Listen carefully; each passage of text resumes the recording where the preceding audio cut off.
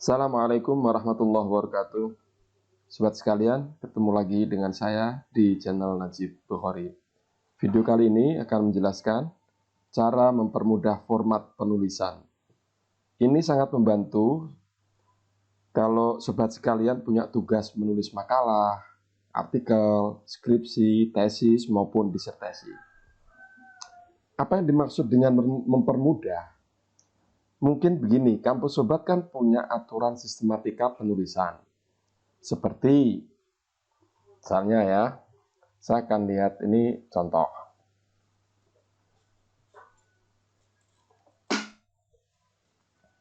Ini misalnya kalau di tempat saya ini aturannya batas tepi kiri 4 cm, batas tepi atas 3, batas tepi kanan 3, batas tepi bawah 3. Misalnya seperti itu. Terus misalnya ini. Nah, judul itu harus 14 poin, hurufnya kapital, lalu ada oleh nama kan, bold 12 poin, subjudul 12 poin, tebel,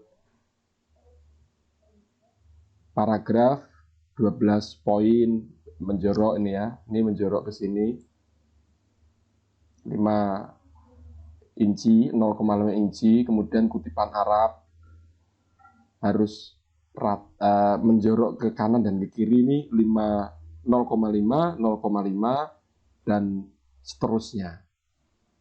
Itu misalnya. Nah, ketika aturan itu dipraktekkan, mungkin sobat akan sering beralih dari satu format ke format lain yang berbeda. Setiap kali harus mengubah format. Misalnya begini, saya akan nulis judul sekarang ya. Misalnya judulnya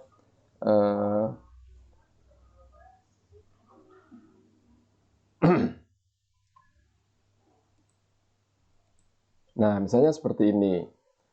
Terus kan saya harus memformat nih. Saya harus memformat karena ini harus misalnya 14. Saya harus buka sini dulu. Ini saya ganti Times New Roman. Lalu hurufnya 14. Lalu rata kanan, rata tengah gitu ya. Nah, terus misalnya saya nulis oleh. Oleh ini kan nih, oleh. Nah, dari 14 ke 12 susah kan, harus memformat lagi misalnya oleh Times New Roman 12. Oke. Kemudian misalnya ini. Terus ini jaraknya dengan ini, ini terlalu pendek, terlalu dekat gitu ya. Misalnya saya kasih layout after. Nah, seperti ini. Lalu saya ngeklik mau nulis pendahuluan bab A kan gitu biasanya. Tapi saya masih di posisi ini, saya harus bikin dulu balik ke rata kiri. Set gini kan, rata kiri misalnya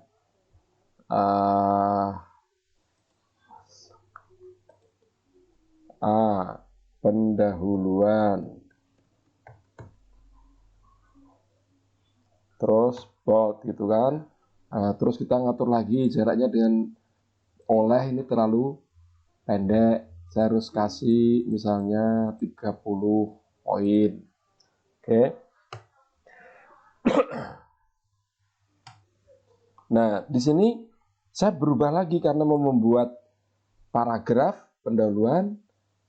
Boldnya saya ilangin. Kemudian ini saya bikin seperti ini misalnya.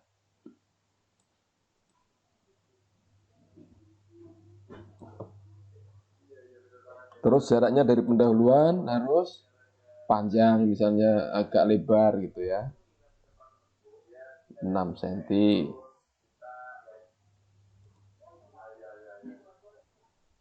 Saya tulis misalnya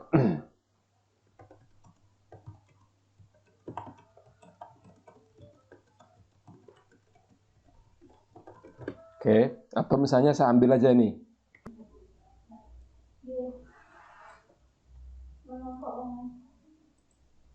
Nah, ini misalnya saya anggap pada dasarnya kaidah tafsir dan seterusnya ini format baru. Nah, saya harus membuat format karena ini sebut saja sebagai alinea, dia misalnya aturannya harus sama dengan sini menjorok ini ya. Nah, ini malah nggak pas lagi, ya, harus saya pinggirkan lagi nih. Oke, terus karena ini kutipan, saya harus mengatur ini sebagai kutipan. Aturannya dia nggak menjorok, tapi dia seperti ini nih. Menjorok kanan kiri 0,5. Oke, sebut saja begini. Terus tulisannya rata justify.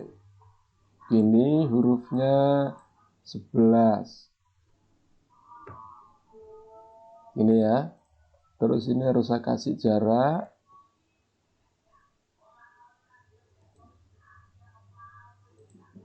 Nah, kan pusing ya. Dari sini kita harus beralih ke sini, terus kemudian waktu sampai di kutipan misalnya, kita harus membuat format lagi.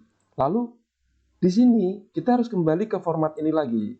Yang misalnya dari uraian Izzuddin, kita harus kembali ke format ini. Kita format lagi. Mungkin sahabat bisa pakai ini misalnya ya. Bisa. Oke. Katakanlah seperti ini. Sama, udah.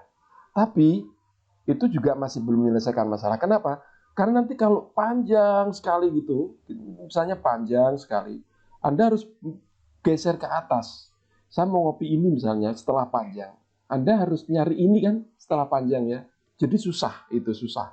Nah sebenarnya ada yang mudah, ada yang mudah. Baik, ini saya hapus saja dulu. Ada yang mudah. Saya hapus. Ada yang mudah misalnya ini. Saya memformat ini misalnya. Ini tulisan kan 12. Nah, perhatikan sahabat, perhatikan ya. Di pojok kiri bawah, perhatikan tombol keyboard apa yang saya tekan. Ini misalnya, tombol keyboard apa yang saya tekan. Perhatikan ya. Nah, dia berubah langsung. Ini menjadi 14 dan Cambria. Fontnya, perhatikan, fontnya Cambria. Kemudian font size-nya 14. Oke, oleh Muhammad Najib. Ini gini, tidak bold misalnya. Perhatikan sekali lagi, ini konteks bahasa. Saya ubah formatnya menjadi subjudul 1. Nah, langsung A. Berarti tadi 4 ini dia bukan numbering, dia saya hapus. Oke. Kemudian ini adalah alinea ya. Perhatikan, saya tekan Ctrl Alt Shift H. Oke. Lalu ini apa? Kutipan. Kutipan dalam bahasa Indonesia. Saya akan tekan Ctrl Shift Alt J. Kemudian dari Izzuddin itu kembali ke alinea. Baik, saya tinggal tekan Ctrl Shift Alt H. Oke. Nah, ini A ini misalnya ya. Ini subjudul 1 ya, di konteks bahasa ini subjudul 1, ini subjudul 2. Saya akan ubah ini menjadi subjudul 2. Y, jadi A. Subjudulnya itu A, subjudul atau subjudul 2 itu B atau menjadi angka 1 gitu ya. Ini sudah. Ini misalnya kutipan Arab. Kutipan Arab saya akan Ctrl Alt Shift K. Formatnya langsung seperti ini, langsung otomatis. Ctrl Shift Alt J, kutipan Latin. Ini oke. Ini subjudul 2. Saya tinggal Ctrl Alt Shift Y. Nah, perhatikan 1, kemudian 2, dan seterusnya. Jadi dengan cara memformat seperti itu, saya tinggal Ctrl Shift Alt apa, Ctrl Shift Alt apa, selesai. Saya tidak perlu nata lagi di sini misalnya nata hurufnya Times New Roman 12 dan seterusnya, menjadi susah ya. Dan lagian gini, kita udah pakai Microsoft Word tapi cara kerja kita itu seperti pakai mesin ketik kan percuma kita pakai Microsoft Word. Jadi kita manfaatkan fitur dari Microsoft Word ini untuk mempermudah pekerjaan kita, yaitu mempermudah formatting ya, mempermudah format penulisan. Baik, sobat sekalian, gimana? Cukup menarik kan apa yang saya peragakan ini? Jadi sekali lagi saya tinggal tombol di keyboard Ctrl Shift Alt apa gitu, selesai. Misalnya ini saya mau ubah, oh konteks bahasa ini bukan, ternyata dia bukan subjudul tapi sub-subjudul. Saya tinggal kasih begini aja, Ctrl Shift Alt Y kalau di tempat saya. Oke. Yang di sini saya tulis misalnya pendahuluan. Oh bukan, pendahuluan itu bukan sub-subjudul tapi subjudul. Saya tinggal tekan Ctrl Shift Alt T. Bagaimana? Menarik bukan? Sobat sekalian, semua yang saya lakukan tadi, memformat tulisan dengan hanya menekan Ctrl Alt Shift, Ctrl Alt Shift, itu memanfaatkan kecanggihan fitur style milik Microsoft Word. Nah, kita akan mempelajarinya di bagian berikut ini.